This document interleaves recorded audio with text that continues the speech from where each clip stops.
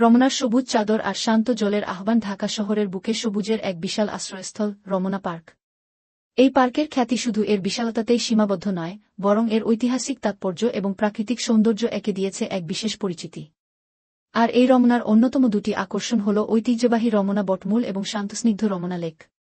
রমনা বটমূল যেন কালের সাক্ষী। বহু বছর ধরে দাঁড়িয়ে থাকা এই বটবৃক্ষটি শুধু একটি গাছ নয়, এটি আমাদের সংস্কৃতির একটি অংশ।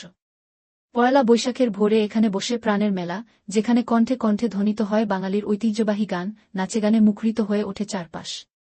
নববর্ষের এই আনন্দকে শামিল হতে দূরদূরান্ত থেকে ছুটে আসেন মানুষ। বটমূলের ছায়ায় বসে সেই চিরায়ত গান শোনা এক অসাধারণ অভিজ্ঞতা, যা বাঙালির মনে গেঁথে থাকে চিরকাল।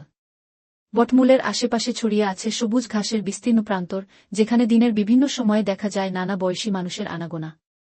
কেউ বা বন্ধুদের সাথে আড্ডায় মগ্ন, কেউ বা পরিবার নিয়ে এসেছেন প্রকৃতির সান্নিধ্যে সময় কাটাতে।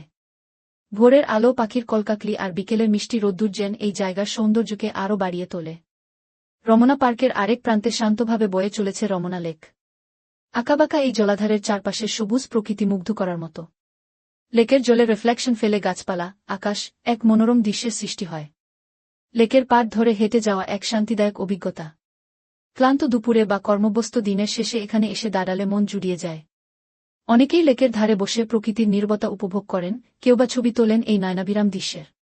লেকের জলে ভেসে বেড়ানো হাঁসের দল আর মাঝে মাঝে জেলেদের মাছ ধরার দৃশ্য এক গ্রামীণ পরিবেশের সৃষ্টি করে, যা শহরের কোলাহল থেকে সম্পূর্ণ ভিন্ন। রমনা বটমূল যেমন বাঙালির ঐতিহ্য আর উৎসবের প্রতীক, তেমনি রমনা লেক প্রকৃতির শান্ত ও স্নিগ্ধ রূপের প্রতিচ্ছবি।